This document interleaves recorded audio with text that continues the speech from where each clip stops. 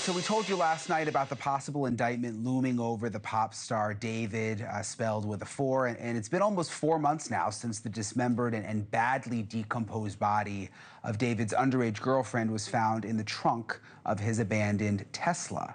You're not the only one wondering why no one has been charged, why he hasn't been charged, what's going on behind the scenes. Well, a grand jury has been hearing witnesses for months now, and among them, David's manager, who was overheard calling prosecutor Beth Silverman pushy in the courthouse hallway. So that was kind of an interesting moment.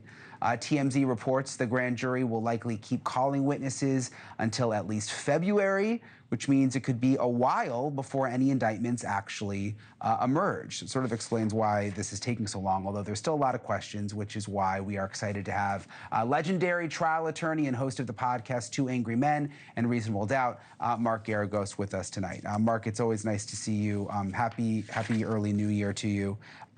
What do you think is taking so long, Mark? I mean, they're saying more witnesses. This could go till February. Is that unusual? Well, yes, it is in one sense that normally in California, unlike other jurisdictions, they generally don't go to the grand jury for probable cause. They just file a complaint and then you get a preliminary hearing. It's very unusual to go to the grand jury.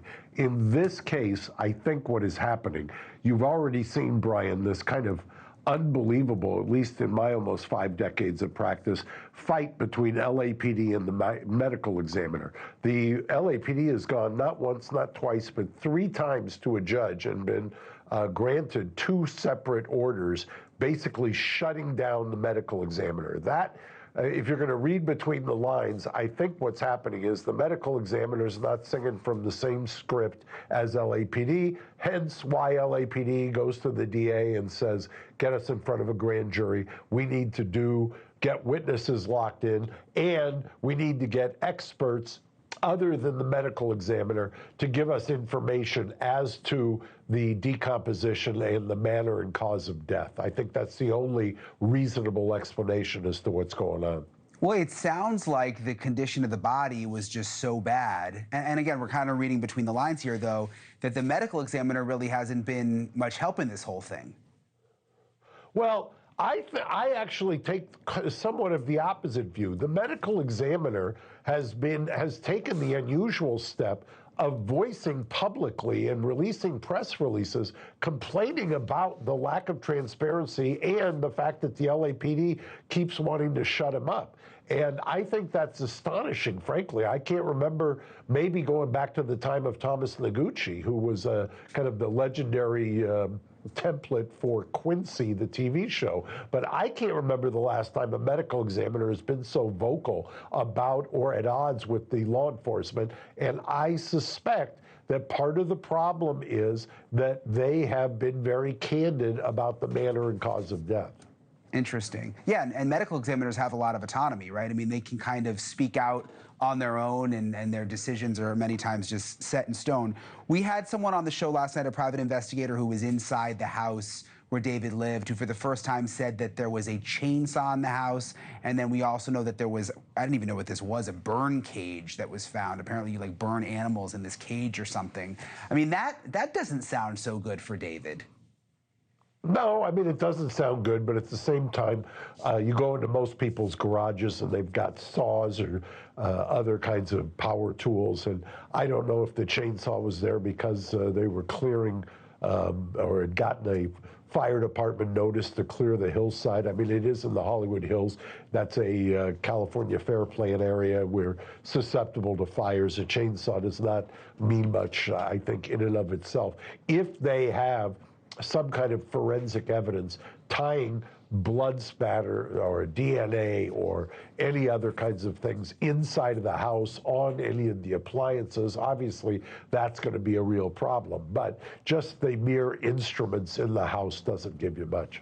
Is the fact this is taking so long, or it seems like it's taking so long, and now at the grand jury and all of this being dragged out, do you think that's a good sign for the defense? I mean, is this a sign that this isn't just a clear-cut case for the prosecution?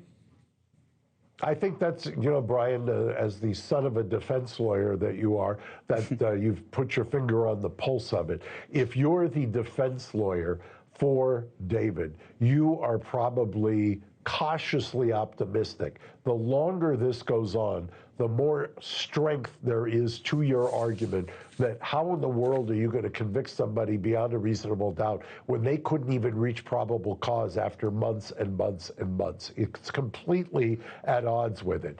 The prosecutor, on the other hand, would say, we're just getting to the bottom of this. Witnesses were trying to cover up. We were just trying to go where the evidence leads us. But the fact remains, if it takes you this long to come up with the cause and manner of death, and you've got all kinds of evidence seemingly at your disposal. Everybody who I've talked to tells me the LAPD has got a robust, and I mean robust, timeline that incorporates geofencing, cellular data, triangulation of cell towers, surveillance tapes, and the Tesla tapes. So they have a pretty good idea of what happened and when.